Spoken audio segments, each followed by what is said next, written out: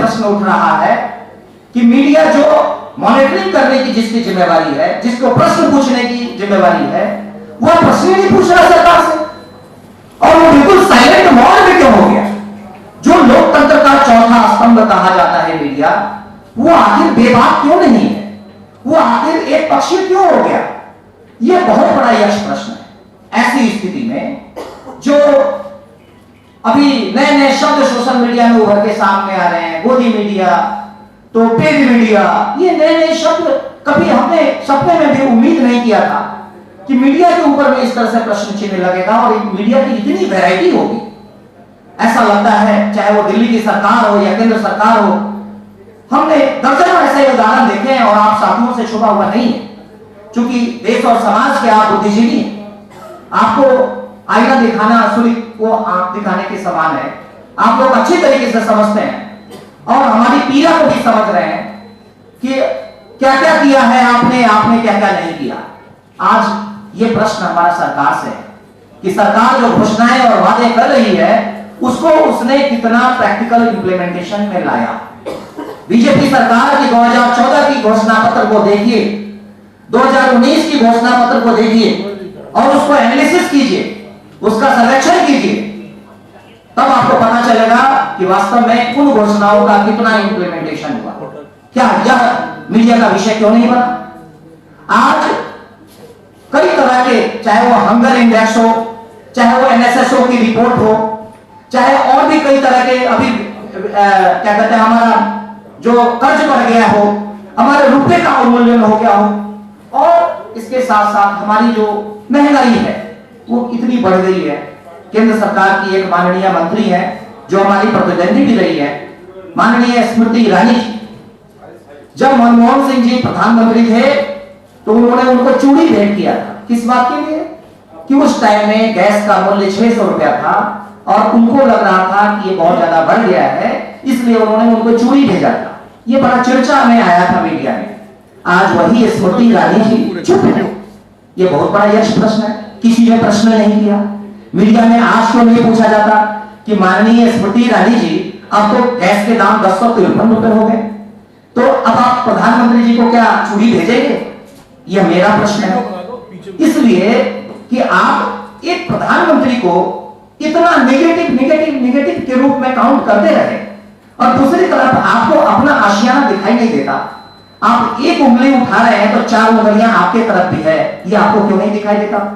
आपने पूरी जो गवर्नमेंट की एजेंसीज है, सीबीआई हो, चाहे ईडी हो, चाहे इनकम टैक्स हो, सारी एजेंसियों को आपने विपक्षी दलों के ऊपर में और विपक्षी जो समर्थक, जो व्यापारी वर्ग है, कॉर्पोरेट वर्ग है, उसके ऊपर में आपने केंद्रित कर दिया। यह कहां का न्याय है? क्या भाजपा के जो जितने भी पदाधिकारी हैं, भाजपा के समर्थक जितने भी कॉर्पोरेट हैं, वो सारा राजा हरिश्चंद्र हो गए? यह आज देश की आम जनता एक के दिमाग में एक अन्योन्याश्रय की स्थिति है, उसके सामने एक वैचारिक द्वंद्व की स्थिति है। हमें इसको समझना होगा। हम इस टेक्निकल चीजों का जब तक आप अध्ययन नहीं करेंगे, मैं ये नहीं कह रहा कि आप हमारी बातों को मान लें, लेकिन मैं यह जरूर आपसे आग्रह कर रहा हूं कि विषय को, किसी भी विषय को जरा विस्तृत परिप्रेक्ष्य में देखने की आवश्यकता है। आज मीडिया का विषय यह नहीं है कि प्रेस रिलीज आपको मिला और उसको आपने हाईलाइट कर दिया।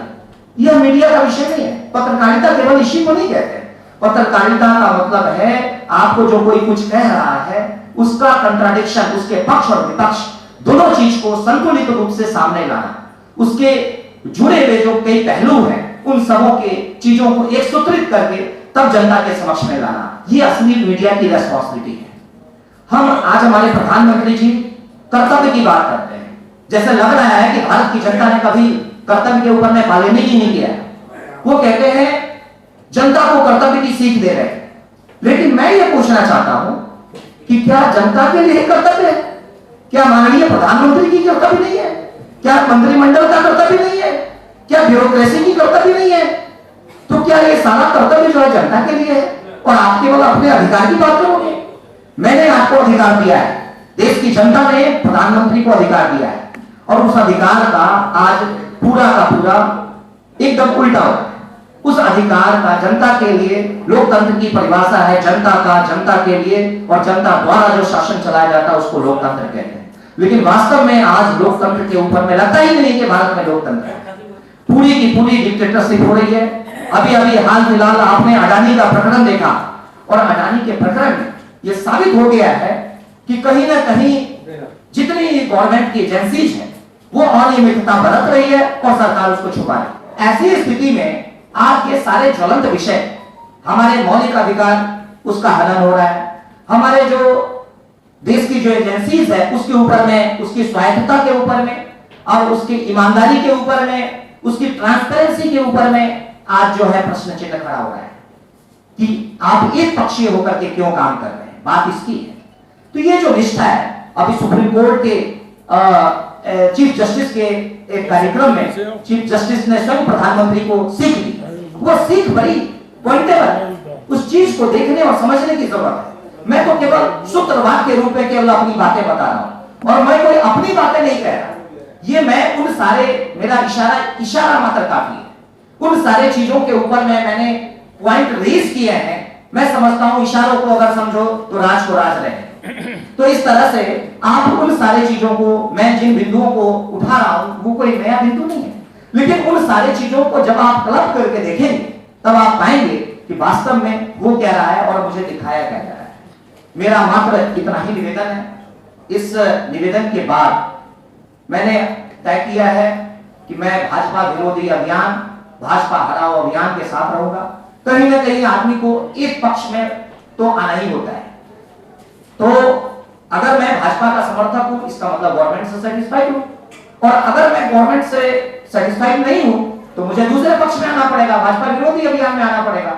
तो इस नाते मैंने ऐसा महसूस किया कि मेरे जैसा जागरूक नागरिक जो कठोर अभाव में भी अपने इस आरटीआई मूवमेंट को चला रहा है, अब सरकार डाटा प्रोटेक्शन बिल के माध्यम से आरटीआई एक्ट को ही खत्म करना चाह रही है। अभी उनका पीएम केयर्स फंड है, उसको कह रहे हैं कि आरटीआई एक्ट के दायरे में नहीं है।